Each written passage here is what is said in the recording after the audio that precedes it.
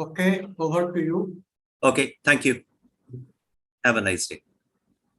Thank you, Abhay. Take care. Okay. Bye-bye. Okay, fine. Hi, Nirmal. How are you doing?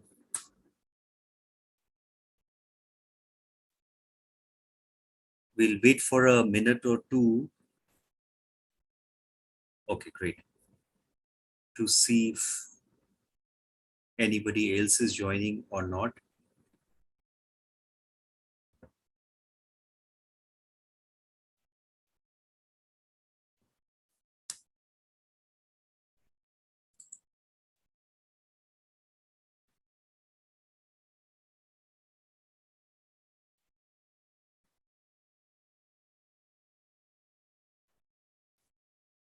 Because it's still 12:59 in my watch.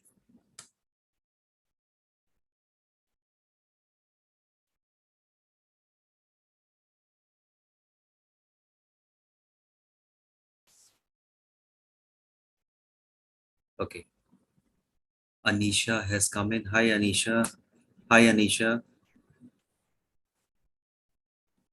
Hello, sir. Good to see that you have joined.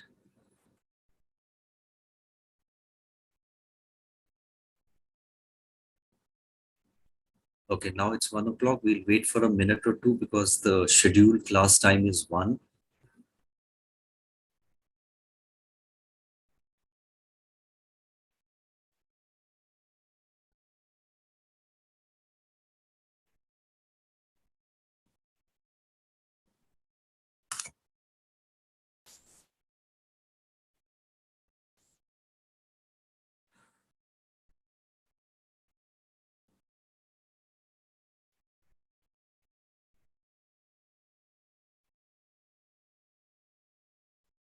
Oh, where did Kangat drop out?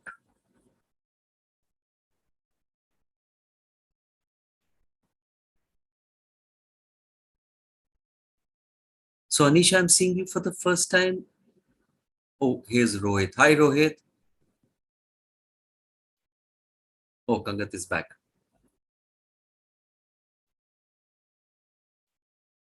Yes, sir. I'm from this year's batch, started in January. So I was just given the link yesterday. Oh, to the okay. class. Okay. Because I'm seeing you for the first time. And which part of the country are you joining from? I'm from Assam. Currently, I'm in Chennai. Okay. That's great. In fact, you are a perfect case of migration. I suppose so. We are all migrants in a way. Human beings are migrants in a way. We don't, see it that way.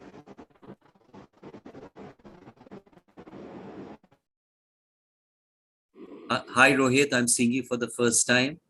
Yeah, thank you so much, sir, for And inviting me. Which part of the country or the world are you joining from? So I'm having a word with you from Kolhapur, Maharashtra state. Oh, wonderful. Kolhapur. Yes, sir. Kolhapur is currently in a turmoil, I believe. Yeah, little bit riots were there. Correct. Nowadays, we call it little bit only. But sir, indeed, I'm happy to tell that everything normalized in Delhi. Yeah, And, people like, are on the routine work. I know, but it's a very sad state that we are Yeah. going through all this strife. Yeah. Yes, And sir. for, it's a very strange thing that, history is supposed to teach us things, Yeah. but it seems history is dragging us back into something of an abyss.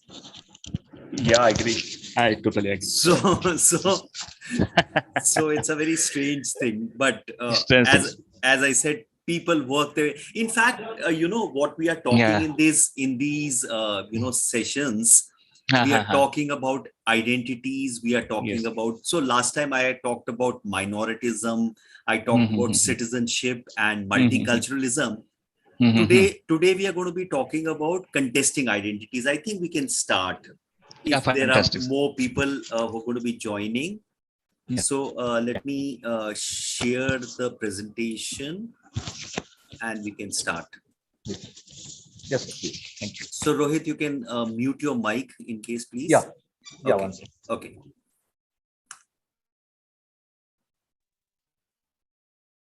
So can you people see my presentation? Yes, sir. Okay. So last time we were talking about minoritism, citizenship, and multiculturalism. And in the lesson, I kind of started with an example of, the traditional, possibly Indian or the subcontinent way, where after marriage, the girl goes from her home and starts staying with her husband's family. And I tried to give an analogy of how a girl from her home goes to the husband's home, which becomes a host place, and then she is in a minority out there, and inevitably, even if there is the same religion or caste or etc., there seems to be a multiculturalism, because the culture of the girl's family be would be slightly different from that of the boy's family. And how that negotiation then happens, and what kind of rights do the girl has in the host family, where she's not in the home right now, and how does her relation with the home happen. And if we were to extend that analogy, we then talk about how people from one country go into another country, how they migrate over a period of time, how they become diasporas, how their relation with the host country and home country comes, and how do they negotiate. So that is how I was trying to explain. Now in this unit, we talk about contested identities. So taking the same example, here is this guy in a family whose one of the identities that he has is the son of the family. He's the son of his parents. And now he is grown up and he gets married to this girl. And the girl comes and stays with their family. And now he is not only the son as an identity, but he's also a husband as an identity. So these are two identities. And how then these identities contest with each other in the social and the political space. So the home becomes a very small microcosm of the larger nation or the world. So I will keep going back and forth on this analogy, because that analogy makes one understand how this contestation happens.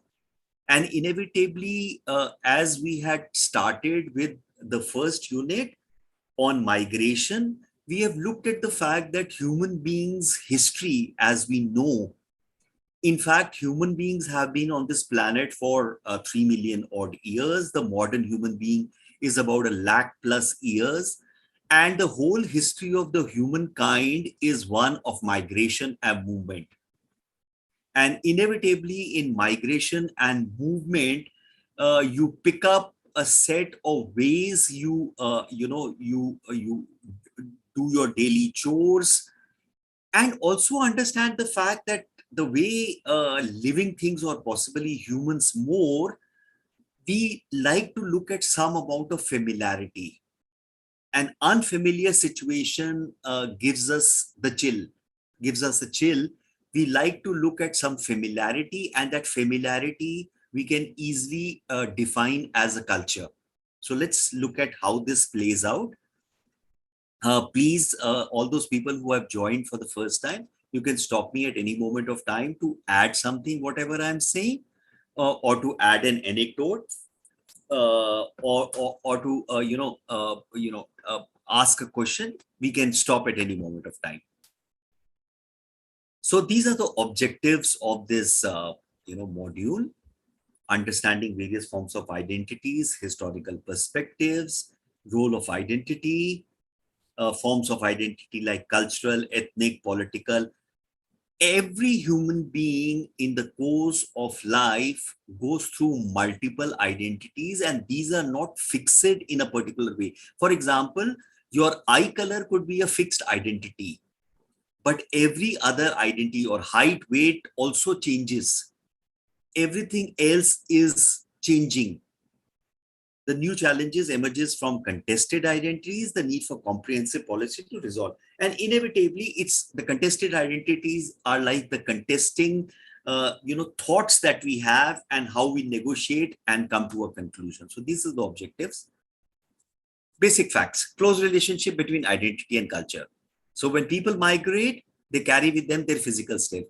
Remember, we like to be familiar with things, and our culture is what makes us familiar with ourselves. The food that we eat, the symbols, the attires, the language, it makes us comfortable in our surroundings.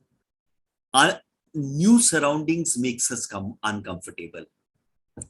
And all these attributes are subsumed under an identity, and they find an expression in daily rituals while interacting with people of other identities. And inevitably, every set of people will create set of rituals which might be slightly different from the next set of people.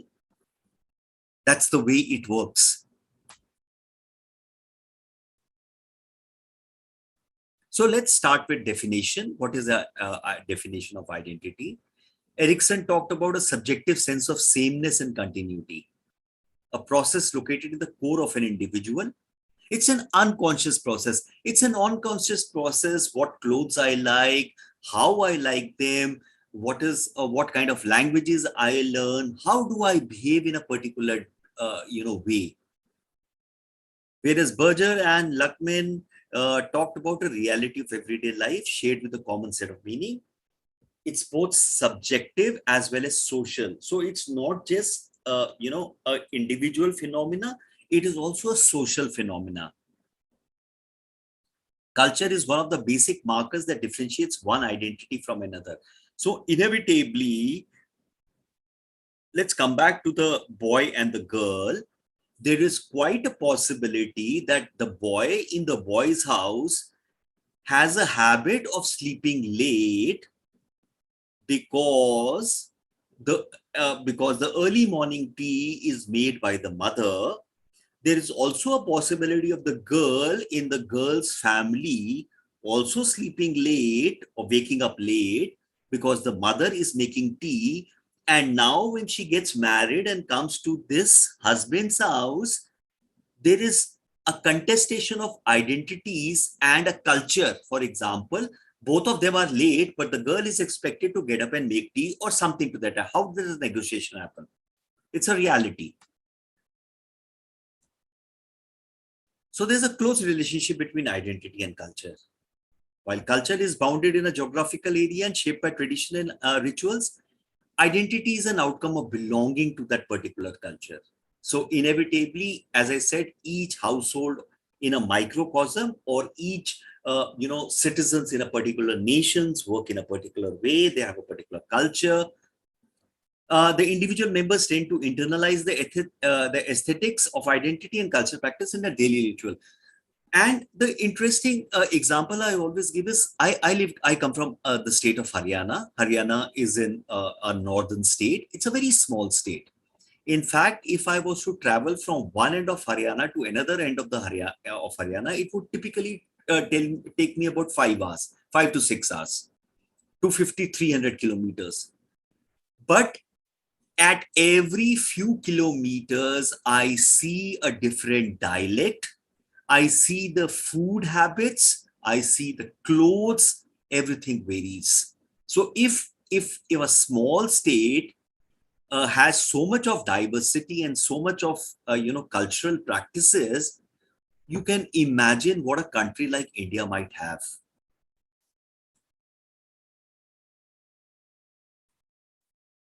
Identity is also a self-assertion of belonging to a particular culture.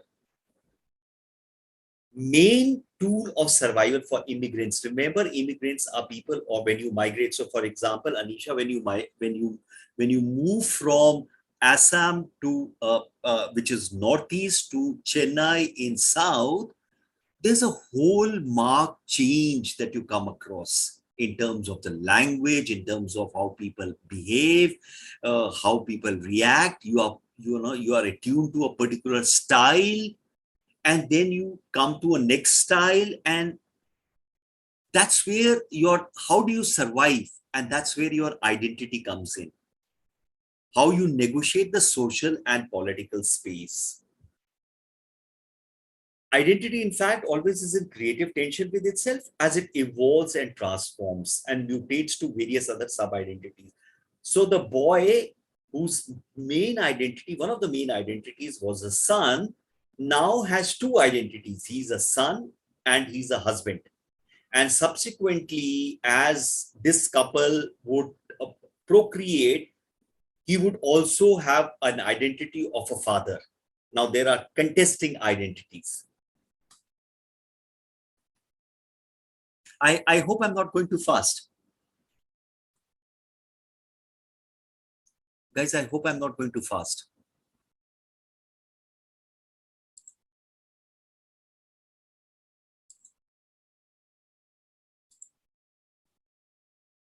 Okay, perfect. I good to put in the chat.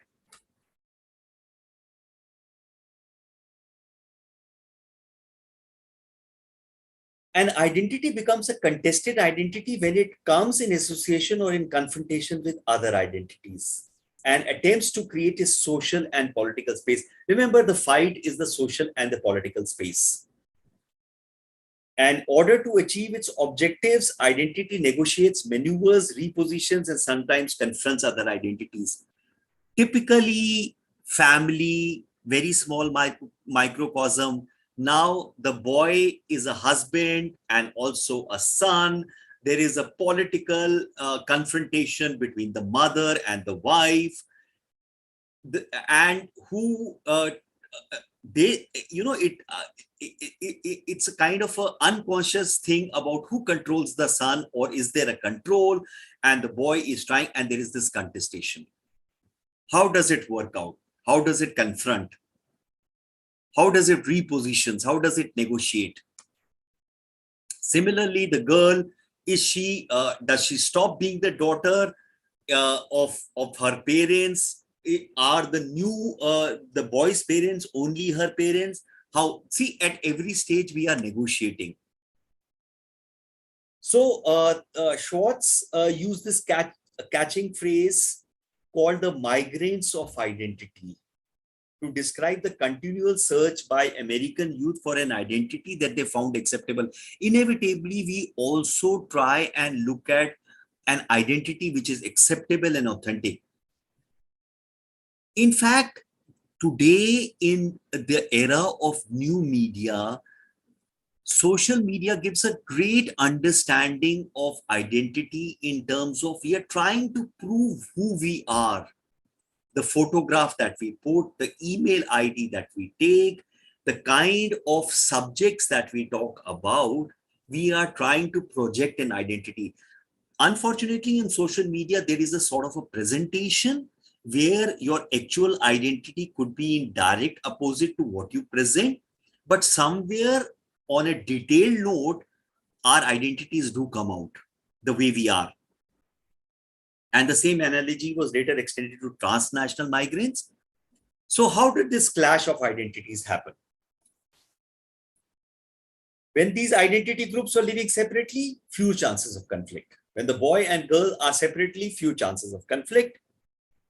As new identities multiply and interests clash with each other, it creates conflicting and contested spaces where they negotiate their social and political space. So migrants are going to host country. Host country already has people. Now their migrants are going with new set of rituals, new set of traditions, a new culture. And obviously now they are fighting for the same resources. Social and political space remains the same. Obviously, there's going to be a contestation. So similarly, with natural resources being limited, attempts by various dominant groups to appropriate it, the weaker or minority socials were either left out or were dead. The Manipur conflagration, which is happening right now, is a very interesting case study of contesting claims. How there's a clash of identities which is happening. In fact, it is not as simple as some of the stories that I was reading. Some stories in the media were talking about Maitis versus cookies. But I was reading there were more nuances to it than just between two communities. There was also in terms of how the Metis themselves were changing. Then these new organizations got created. They were trying to, put Metis back on a certain set of cultures which they thought were pure, contesting. This is a clash of identities. This is a clash of cultures. This is a clash of identities. And we have to look at how, typically in a diaspora way, how does the host country try and resolve this? Interestingly, identity clash can also happen irrespective of migration. So even non-mobile communities can have a clash of identities. The weaker or minority social groups were either left out or deliberately deprived of some of this right. Typically what happened in Sri Lanka. Historically, when we looked at the various species of human beings, that was the first categorization in terms of identities. In fact, the racial way of categorize identities was an old way.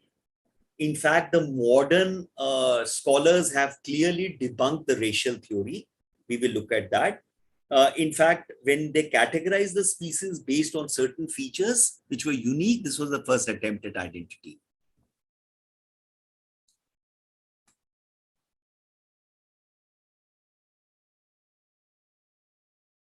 As humans evolved, spread through various geographical areas, they were further categorized. See, inevitably, that's how we do it.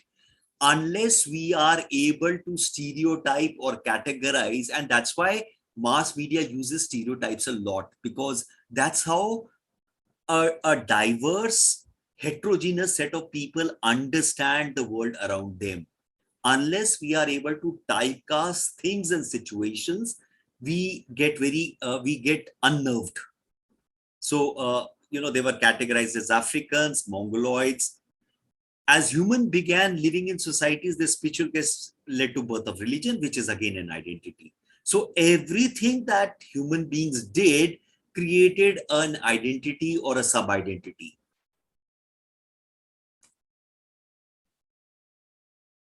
The formation of nation states created further identity. So for example, today, I'm an Indian, it's an identity. I'm an Assamese, I'm a Keralite, that itself is an identity. Under this, I have a particular religion, that's an identity. For example, Andhra state was formed on the identity of a language. Subsequently, Andhra state, irrespective of language, got bifurcated into Andhra Pradesh and Telangana based on other factors. So you see, identity continuously moves. The process of fission, breaking down of earlier into smaller identities, typically Andhra and Telangana, creates new identities based on ethnicity, national. So this is a continuous process. In fact, as I all keep saying, history of human being is a history of migration. It's a history of identity creation. It's a history of contestation. It's a history of negotiation. And to top it all, we now have, in fact, globalization is an old process. Now it has been speeded up. Globalization, mass movement of resources, manpower. Internet is a great tool for globalization.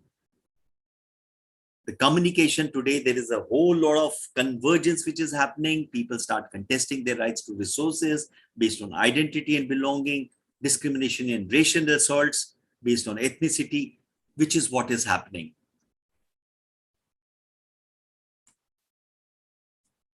Globalization leads to, remember, we hear this whole set of new things. TikTok will destroy our culture. Instagram Reels will destroy. It's a whole new cultural experience which gets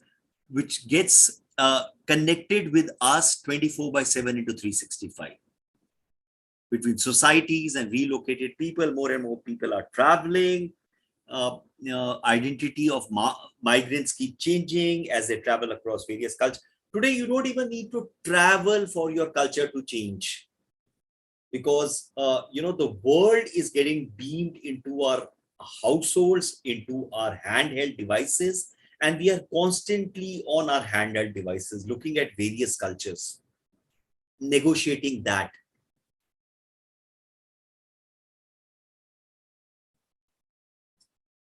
The issues of home and belonging are perennially contested among migrants and diaspora. Cases where identity assessment can have been observed among immobile population. Again, that's what I was telling you. For example, English ascendancy over the Irish, Scottish, Welsh. We have so many examples from our own country itself. Immobile, population dominance over one particular ethnic group over the other. There's a continuous contestation which is happening.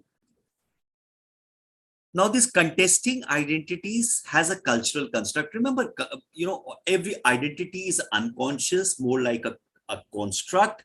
So a false belief in identity and superior race, initially a way of justifying, colonization was, the superiority of races. Remember the Aryan theory, which has been debunked subsequently.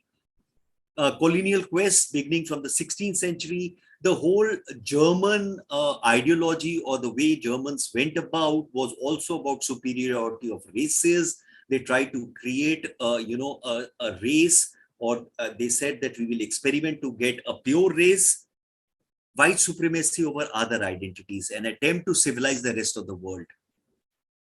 Terminologies like African barbarism and Asian Orientalism was a racial connotation. Remember, a whole lot of what we think, what we believe in is a construct.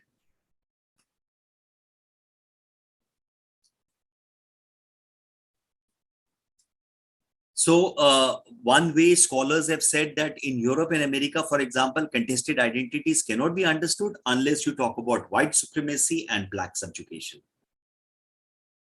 Why in a given context certain identities come to play as a given role? Are these concepts reinforced or challenged and contested by political forces alone? Is it only a political thing? We've also seen that it's not only just political, there are other factors which come into being. But politics becomes a very important part of it, as we shall see later.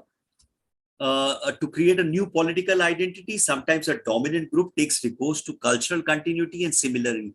Something which is going on right now in Indian polity.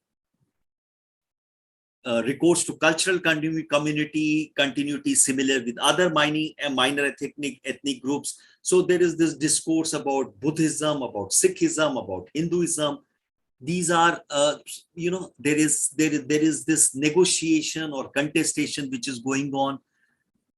And that's one of the reasons why the concept of multiculturalism has been contested by a particular ideological group, because multiculturalism as a concept talks about various identities, various cultures, and that various cultures and various identities being equal. Now, politically, that becomes uncomfortable. So, when you take an ideology is nothing but political.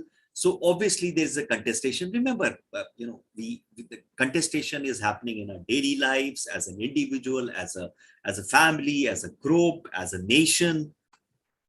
So this is how it works about.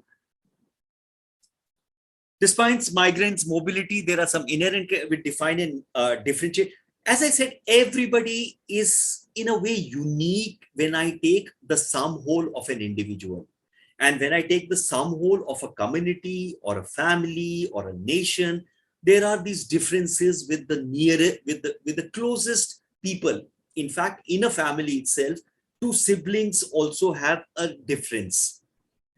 If asked some fundamental as to who they are, what they are, and how they associate with other groups, more often than not, we keep defining to ourselves. It's actually a construct who we are. We keep asking us a question. So, for example, if I say I'm an environmentalist, that is how I'm defining my identity. I'm a liberal, I'm a right wing, I'm a left wing. These are various identities also juxtaposed with my political orientation. And these identities become marker between I and we versus he, she, and they. I am not like that is so many times I hear people say, or we are not like that, they are like that. We are very peaceful. You would hear this a lot. Indians are very peaceful. Indians have never, tried to colonize any, but we know history is a different thing. But that's how we are able to construct a particular thing in terms of our identity. So while some of the host countries have practiced racial discrimination, we have a lot of examples in one form or the other.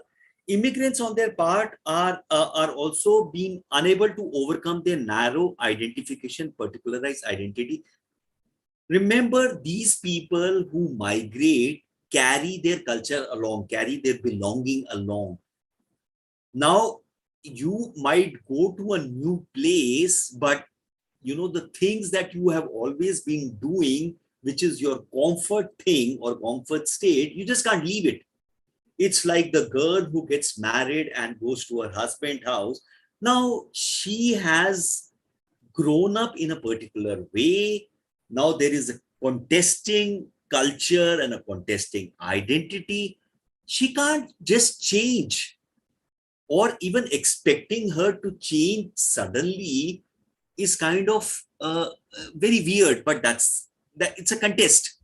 For example, in spite of having migrated to multicultural societies, a lot of Indians continue to retain their caste. In fact, today it's a very surprising thing, but in a couple of US states, they have passed an anti-caste law, which is very strange considering the fact that US as a country is more multicultural, does not talk about caste. The caste is more in the Indian subcontinent, but that's the way it is.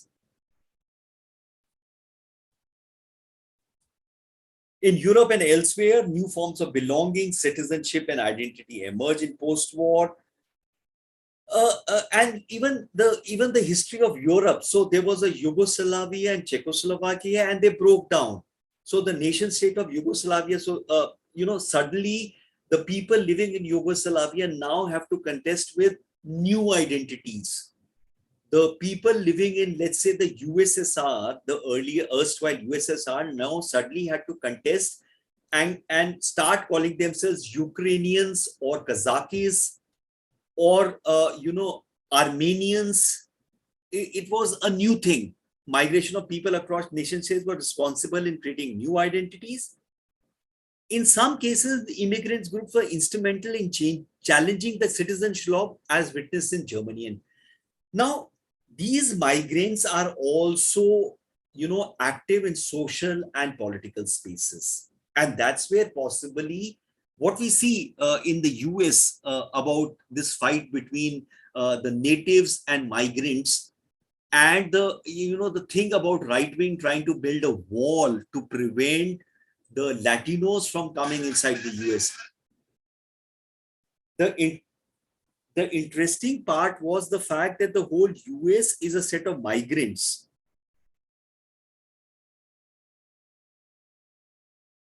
So this is how the contesting identities work. Feature is once these immigrants and diasporas naturalize in a country, how does that work? But need to have an identity to lay claim to social, political, and economic rights. So now these migrants who have been for a very long period of time in these countries, in these host countries, now they are naturalized as in terms of US citizens or Canadian citizens. And now there is this contesting identities which are happening, contesting cultures, contesting identities. And the host nation has to find out ways and means of working with these diverse identities. And then such claims, ethnic and national identities are mobilized both in host and home countries. Indian diaspora is extreme, or let's say the Jewish diaspora is extremely, active in today. If you look at the US politics, the Indian diaspora is a very active diaspora. Now, that's where, there are two contradictory ways in which the host country works. There is a way of assimilation and a way of integration. Inevitably, all host countries where migration happen, or the migrants come in, or migrants over a period of time become diasporas, they look at how to integrate these multiple cultures. One way is try, and everybody wants to mainstream them in a national identity based on some language, culture, and national laws. So there are two contradictory processes: assimilation and integration. So for example, assimilation, they try supplanted by the host country. So you are trying to supplant the individual diaspora identity by the host nation identity, leading to their complete assimilation. In fact, some of the scholars feel that assimilation is bad because diversity leads to, or multiculturalism leads to a better way of existing, because each culture or each identity has a unique contribution to a nation or to a family or to various things. So there is a hard assimilation, and then there is a soft assimilation, where the soft assimilation talks about tolerant to the ethnic diversity and attempt to integrate them gradually. So for example, in fact, when India became independent, there was this big question as to, do we assimilate the tribal identity into the national Indian identity, or do we allow them to prosper in their own unique identities? So this question has not been resolved very categorically. However, a better way is in terms of integration.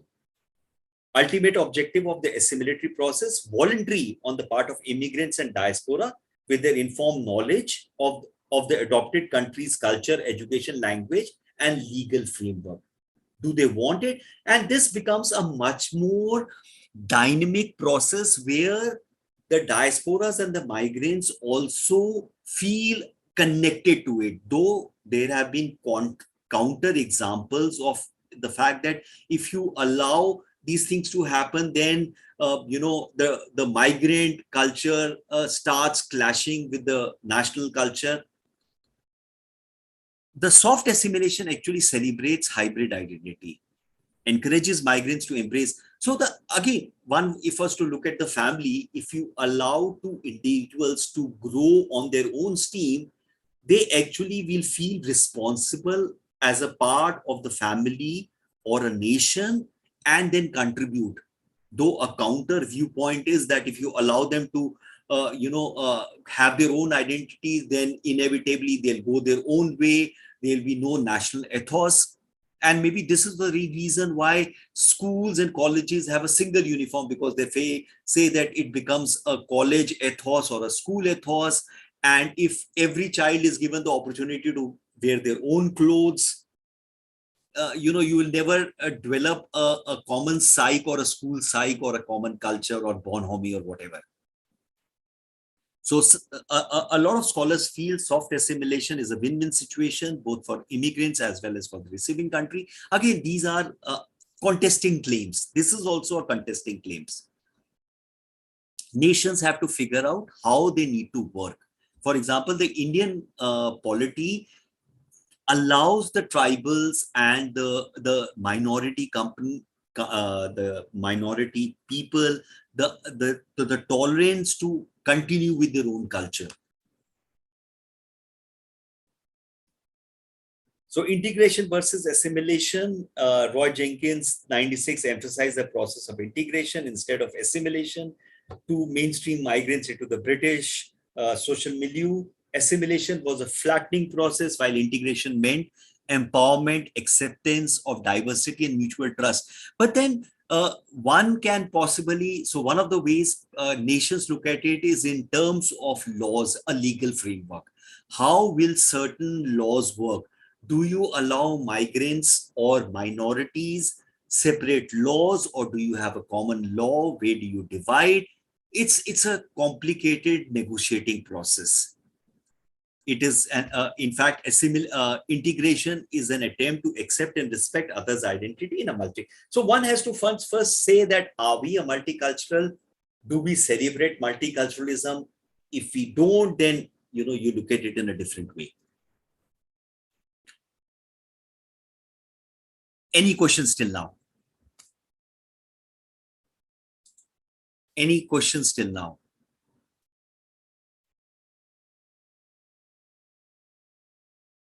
I hope, I'm able to keep it simple for everybody to, take something out of it.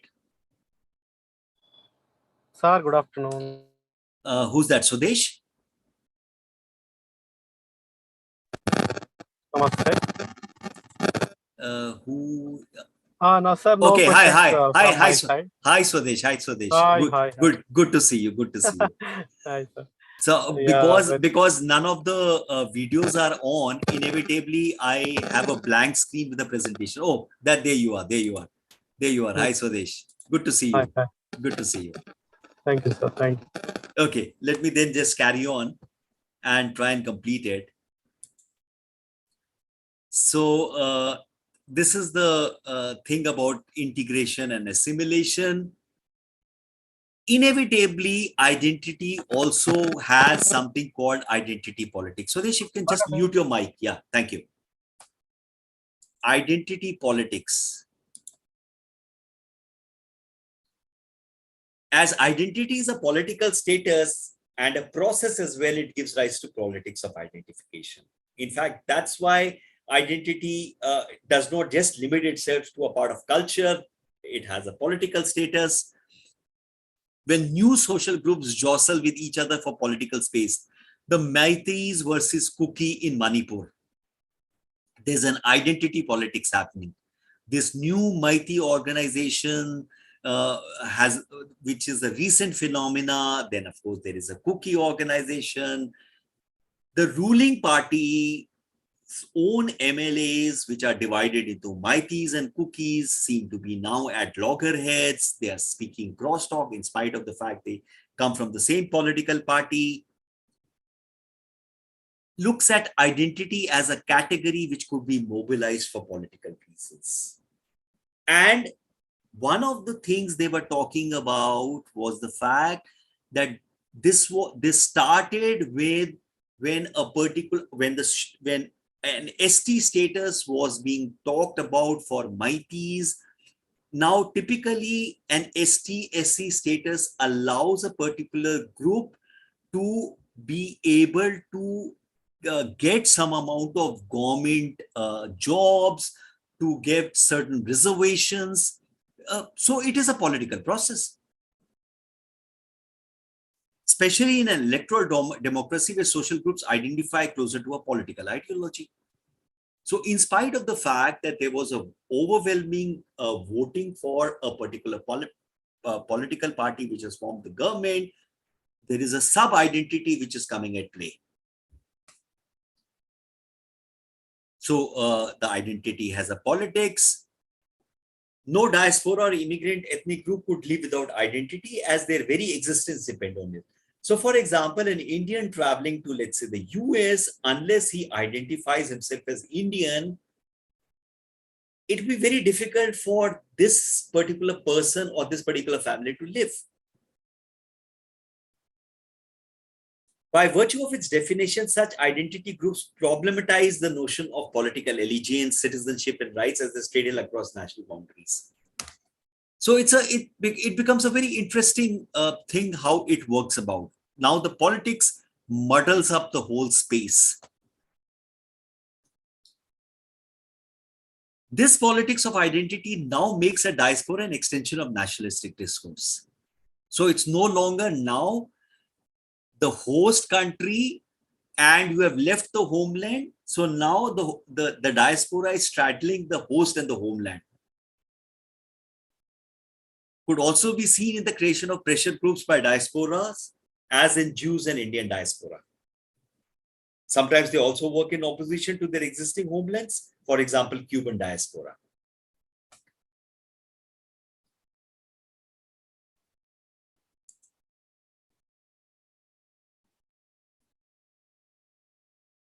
So, we are already talking about multiple contestations. And that is the reality of everyday life, and it's there across the world, and how nations and groups are kind of working. Their identity becomes a rallying point for political engagement, both in home and host country. So when elections happen in the state of Punjab or let's say Kerala, in fact, today, when we look at Indian diaspora, they would be diaspora from all states. There are certain, when we read the news items, there are certain states where the diaspora play a very important part. Punjab is a state where diaspora play a very important part. Kerala, another state where diaspora, in fact, I think every state today, the diaspora plays a very important part.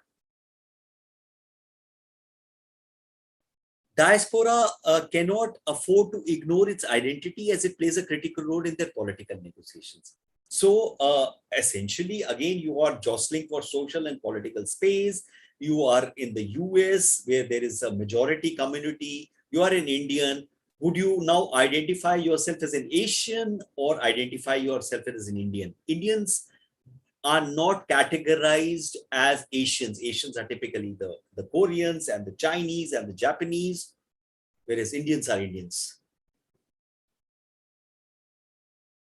In fact, the interesting part in, let's say, the UK, the Indians and the Pakistanis are, categorized, the Indians and the Pakis are categorized together. The Asians are separate.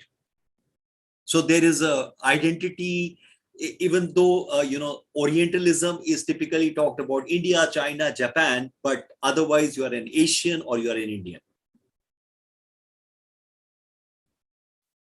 And in order to negotiate their identity claims, and these identities can then lead to racism, Holocaust, genocide.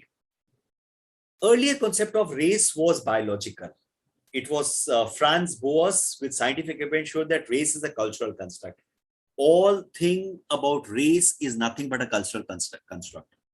Identity like racism created and sustained a hierarchical relation, no longer true. But still racism, Holocaust, so we have assertion of identities, have been at the core of major conflicts. There is a political retaliation. What is happening typically in Manipur today, it's a topical thing, is violence because of an identity and politics. There's a violent repression. I was reading about this story where this 7-year-old boy belonging to one community, mother belonging to another community, and this child along with these two women who belong to the majority community, they were killed. So there is a contesting claim which is happening, and then there is a violence which comes in based on the identity discrimination, anti-Semitic, fascist class, violence in sub-countries, forcefully expelled. For example, Indians were expelled out of Uganda during the Idi Amin regime in 72, ethnically impure. And one of the ways political rhetoric works is in terms of playing out identities. Immigrant groups are negatively racialized. Ethnicity, religious identities have been cause for major conflicts. For example, India's partition, the undivided India's partition was based on religious identity. And it's not just here, it's across the world. We have seen that. Prejudice and discrimination against Vietnamese boat people, Haitian refugees. For example, after 9/11, Arabs and Muslim immigrants became target of racial and religious persecution. Sikhs, the US citizens or the whites could not understand the difference between Arabs and Sikhs. They were based on phenotype identification. Indian diaspora is one of the largest ethnic groups outside the country. By being acculturated in the host country, they show marked social and religious behavior, which is quite similar. We used to hear earlier, we used to hear about the fact how this second generation NRIs were, or the NRI children were forced to come to India to marry so that they could carry on their culture rather than get acculturated in a host country. The parents were worried. Things might have changed recently, but I still see in Punjab, for example, there are a whole lot of women who these NRIs come to marry, and then they, leave them out here. Recent migrants show a close affinity to caste system prevalent in the host countries. Ethnicity and culture, religion has become a powerful marker of identity politics. Religious belongings, identities. Recently in Britain, after a World Cup match between India and Pakistan, tensions rose in places which are populated by communities from India and Pakistan. One might wonder why would they want to do that, but that's what's happening. Religious identities produce political mobilization to gain recognition, political mileage, produce different racial racialization experience for diasporas. So what are the policy frameworks for resolving the issues of contested identities? Every diaspora and immigrant groups try and safeguard their interests, try and stay relevant, promote its culture, come out with, so countries come out with policy frameworks to integrate them into mainstream. Mind you, the word is integrate. Though they might use the word of integration, but actually try and push assimilation. But today, most of these countries, especially in the West, look at integration. One of the primary motives of the host country is to safeguard. And then we start looking at security. So a whole lot of diaspora politics or a whole lot of diaspora policies are looked at the security point of view. To resolve the issues of contesting identities, some countries feel a moral responsibility is to educate diasporas and bring them closer to mainstream. In fact, when you start looking at it from a security point of view, then they say that diaspora should be assimilated and so on and so forth. Giving political rights to the process of naturalization has been one of the major policy decisions in countries like the US, UK, Canada, and Australia. So how each country will have to figure out how to do it as multiculturalism goes on, as globalization goes on, as resources reduce, as the population increases, as identities get further split up, how does one grapple with this situation? And assimilation and integration is a purely political issue. Willingness to include new immigrants to the electoral process, but not all immigrant groups shows equal enthusiasm to such overtures. So I was reading about this knife attack by a refugee in France, which might lead to a set of national politics or a set of ideology groups who will say that migration is bad, whereas the migrants will try and prove they are model migrants. Ethno-racial identities in a democratic participation has been an enduring and intractable issue for American democrats, and immigrants have always negotiated these identities by striving to find a place. Now, again, that itself is changing, where in the US today, migrant versus citizens is a major role, again, which becomes ironical because US is a country of migrants. So for a country of migrants to debate migration versus non-migration or citizenship is kind of, but that's the way it is moving. It's a contestation. Okay, let's sum up. Contested identities are a natural byproducts of a human migration process. History of human beings is a history of migration. When people of different identities cross cultural borders and confront other identities, conflict and altercation come in creative tension to negotiate social and political space. So for example, there is a whole lot of people who are vegetarians and who believe eating non-veg is cruelty to animals. And now, if you are a vegetarian, one would argue nobody should force you to become a non-veg. But these vegetarians now want to push the non-vegetarians in terms of political control that they should give up there. So they're trying to push the non-vegetarians to become vegetarians. It's a contestation. And possibly in this contestation, sometimes violence comes in. Sometimes identity creates their own enemy as it excludes itself from other identities, thus depriving itself of the progressive and encompassing ideology. So unless, let's say you are a teetotaler or you are a vegetarian, unless you drink or you be a non-teetotaler or you have non-veg, how would you know what is on the other side? And again, then there is this political space that you're working, that if I am doing something, I want everybody else to do that.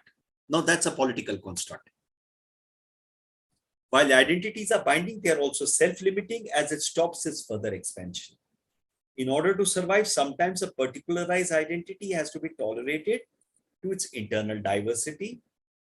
Identity has its merit as it helps minority and marginalized to negotiate and maneuver political and social space. Its identity is a sense of comfort, because identity is related to culture. Whenever we are in a particular setup or we change that setup, identity is what allows us to be comfortable with ourselves in a social and a political space. It's the identity of nationality that has become a powerful marker as other identities, including ethnic, religious, cultural. When two nations are at loggerheads, it's the two nations' national identities which are pitted against each other. So irrespective of the fact that Japanese who were US citizens for a long time, actually when the World War II broke out and when the Japanese attacked Pearl Harbor, they were interned and looked at suspiciously. Chinese, in spite of being US citizens, were looked at suspiciously when the COVID virus hit, and there was a theory about the COVID getting released out of a Chinese lab.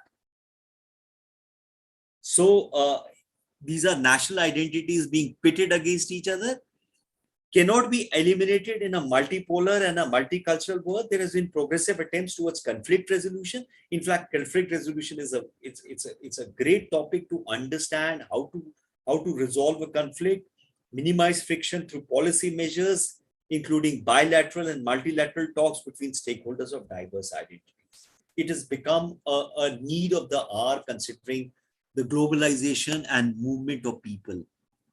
Okay. So some of the suggested and reference and suggested reasoning, there is cartographies of diaspora, but by Avtar Bra, Roots, Travel and Translation. There is Hall. Stuart Hall has done this major thing about cultural identity and diaspora. There is the end call, the actual identities we inhabit. We have Prema Kurian and Nigel Dawson, Migrants of Identity, Perceptions of Home in the World of Movement. Okay, let me stop sharing this and let me put on my video. Any questions?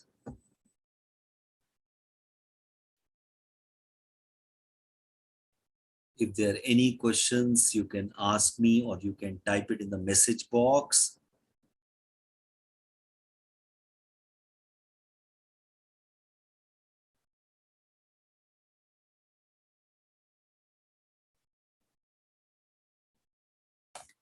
If there are any questions, anything that you would wish to add.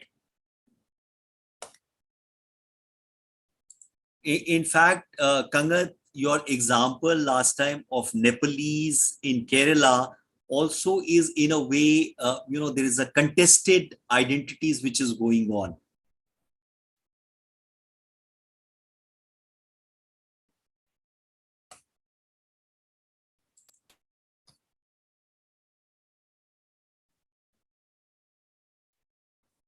Swadesh, any question, anything to add to this?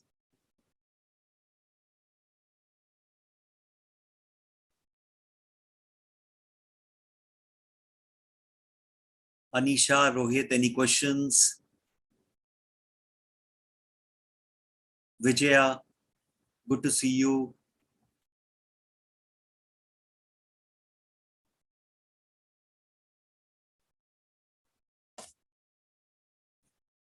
Guys, are you able to hear me?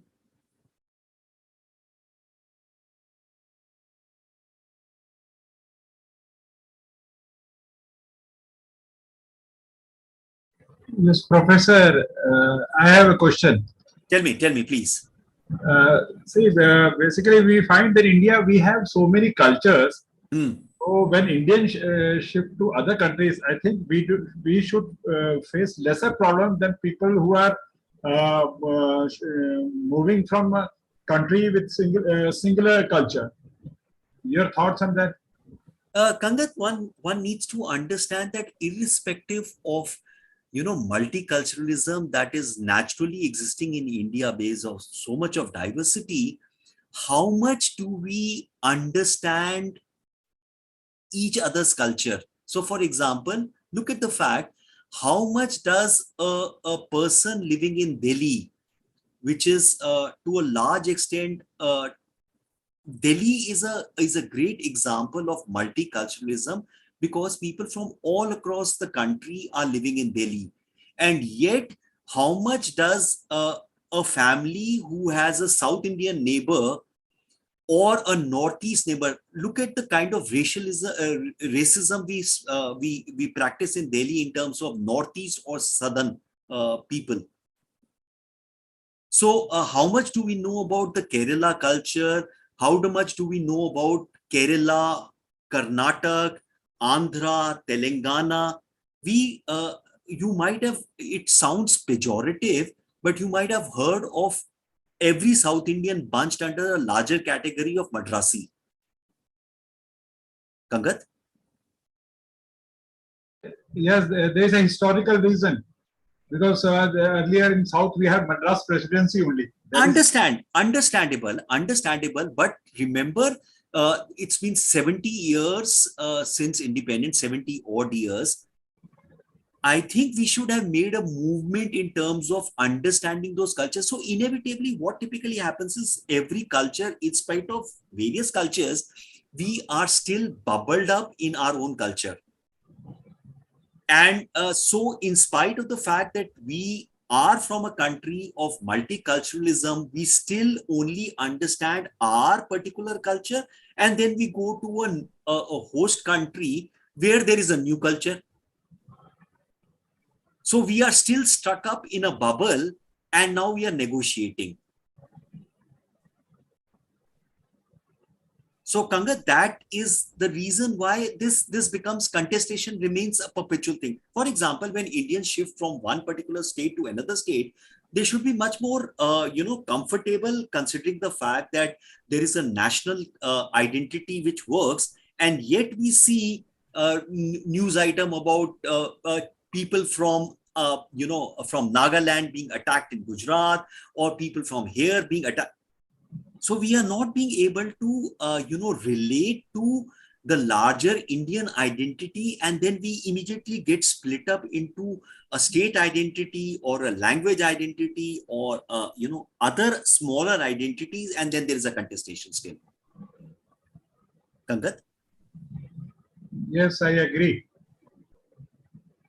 You see, in fact, that is where the forces become a better case study, because in the forces, there's a larger policy or a larger guiding framework where multiculturalism is encouraged, and one interacts with those multicultures.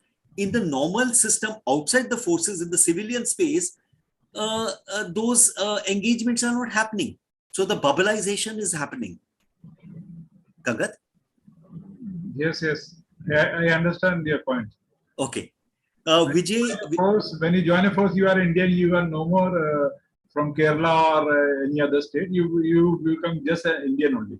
Right, you're right. But at the same time, the forces also celebrates the different identities. So there are those. There is a Mahar regiment. There is this regiment, and there are multicultural. But again, there is a larger identity of an Indian, which is able to take all the smaller identities along with it.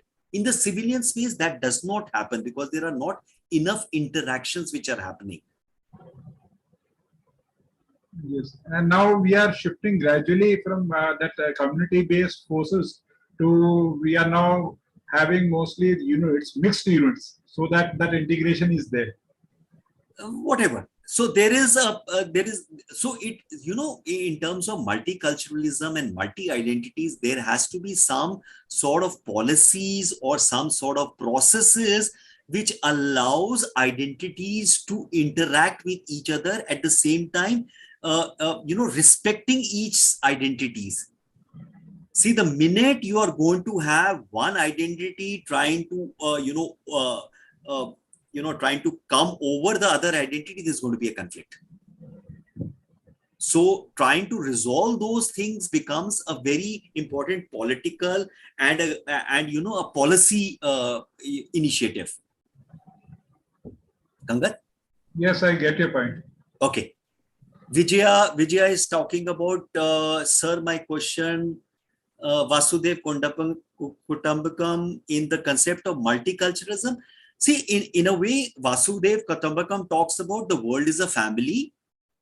If we look at a larger identity of human beings, so there we have a larger identity that we are human beings, and then there are other animals and living species. Then that human identity is then further divided into national identity.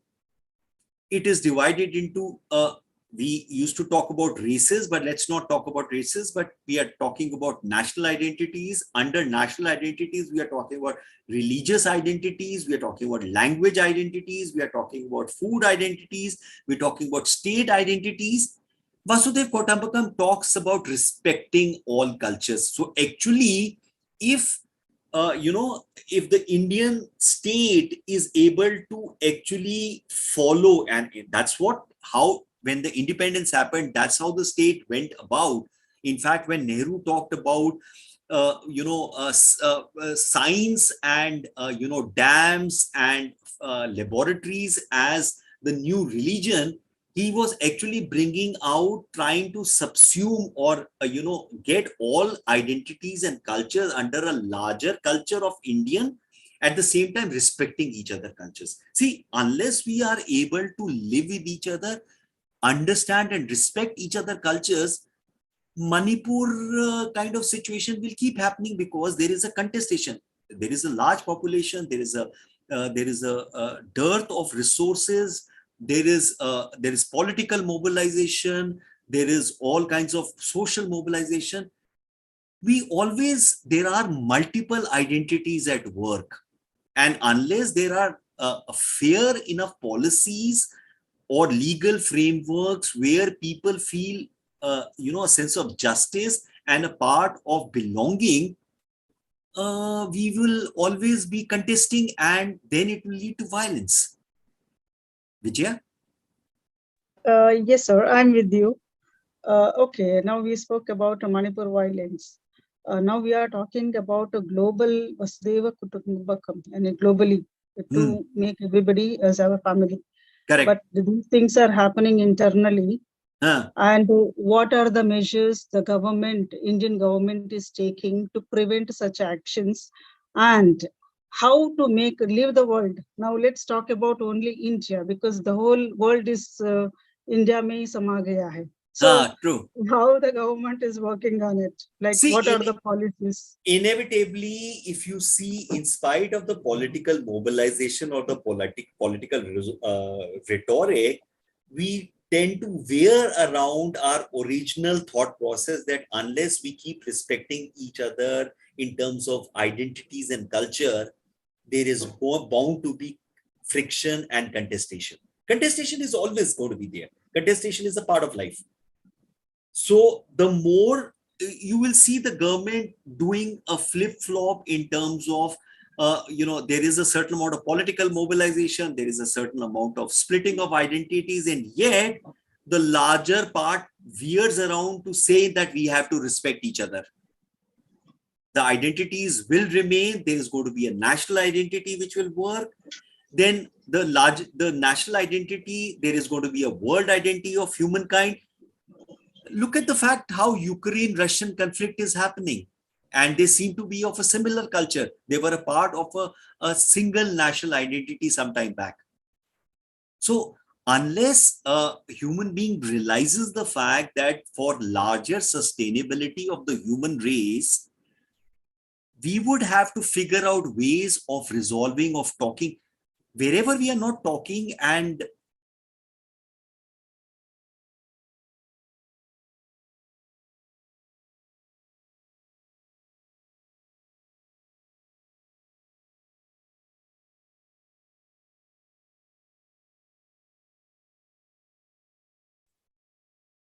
okay, I think we are just short of time. That's why it went away. Can you hear me?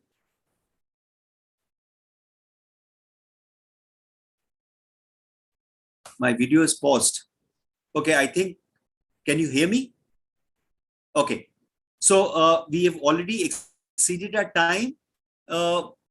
Is Vijaya there or Vijaya has left? Vijaya has also, the connection broke down. So inevitably, we are already short of time. I hope I was able to address most of the questions.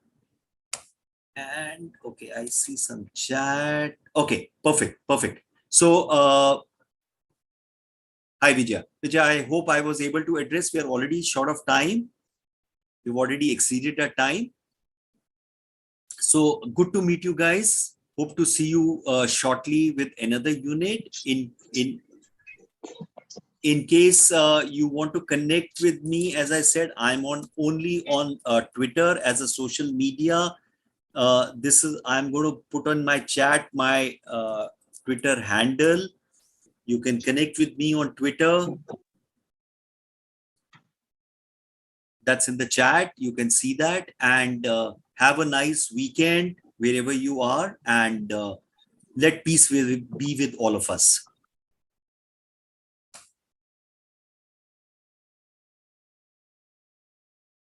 Okay, guys? Okay. See you all then. Bye-bye then.